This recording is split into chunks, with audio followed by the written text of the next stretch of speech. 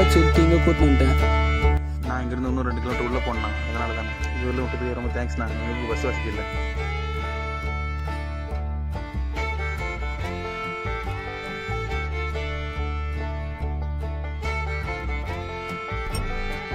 எப்ப பார்த்தாலும் free fire ஆடிங்கிற. இந்த கதையை கேள்றான். மச்சான் நேற்று 32 பொண்ணு என்னாச்சு? மச்சான் 2 பொண்ணு மச்சான். தங்கச்சி உனக்கு, அக்கா எனக்கு. ஓகே மச்சான். என்னடா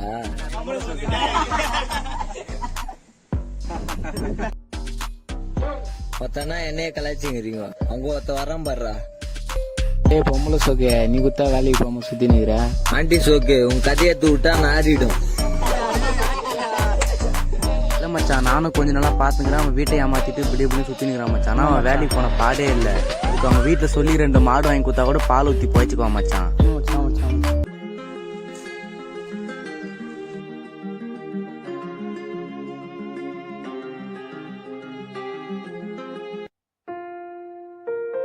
sir, Sit down. Give me your file. What is your name? Sir my name is Ajith Kumar. Ajith Kumar, இதுக்கு முன்னாடி என்ன வேலை செஞ்சுக்கிறீங்களா? ப்ரெஷரா? சார் இதுக்கு முன்னாடி 5 இடத்துல இன்டர்வியூ அட்டன் பண்ணியிருக்கேன். எங்கேயுமே வேலை கிடைச்சிല്ല சார். சார் அவன் தான் சார் படிச்சிருக்கான். குவாலிஃபிகேஷன் என்னப்பா? சார் எம்ஏ தமிழ் படிச்சிருக்கேன் சார். தமிழா? சரி, நீ எங்கேருந்து வர? Sir Tiruvannamalai district sir. எங்களுது குக்கிராமம் சார், கிக்கலூர் கிராமம் சார். உங்கள் ஃபாதர் என்னப்பா ஒர்க் பண்ணுறாரு? சாவுக்கு மோளம் அடிப்பார் சார். நல்லா அழகாக பாட்டெலாம் பாடுவார் சார் சாவுக்கு.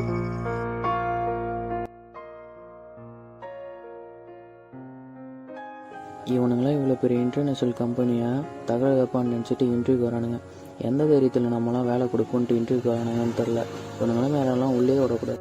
நீலாம் எந்த தைரியத்தில் இங்கே வந்து வேலைக்கு சேர்ற? இதில் வேற தமிழ் படிச்சிருக்க. உங்கெல்லாம் யார் கம்பெனி உள்ள விட்டதுங்களா? உனக்குலாம் எப்படி இந்த இன்டர்நேஷ்னல் கம்பெனியில் வேலை கிடைக்குன்ட்டு உள்ள வர? என்ன தகுதி இருக்கு உனக்கு? உனக்குலாம் வேலையே கிடையாது, கிளம்பு. சார் நானும் வந்தது பார்த்துட்டு இருந்தேன். நீங்க இன்டர்வியூ எடுக்கிற முறையே சரியில்லை சார்.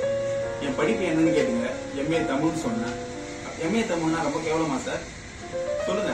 தமிழ் படிச்சிருக்கேன். தமிழ் படிச்ச எல்லாருமே கேவலமானவனா? தமிழ்ன்றது நம்ம நாட்டோட பெருமையான பேச்சு.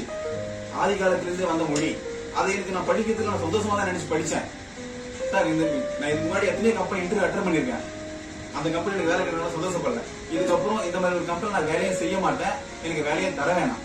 ஏன்னா நீங்க என்ன வச்சு என் படிப்பு வச்சு எடை போடல, என் சமூகத்தை வச்சு எடை போட்டிருக்கீங்க. இங்க சமூகன்றது எல்லாருக்கும் பொதுவான ஒண்ணு.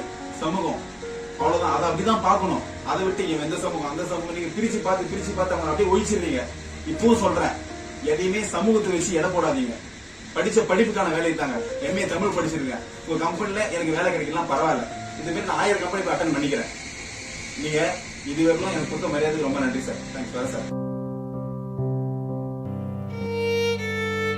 வெற்றியோ தோல்வியோ எதுவாயினும் கவலை வேண்டாம். யார் பாராட்டினாலும் பாராட்டாவிட்டாலும் கடமையை செய்வோம். நமது திறமையும் நேர்மையும் வெளியாகும் போது எதிரியும் நம்மை மதிக்க தொடங்குவான்.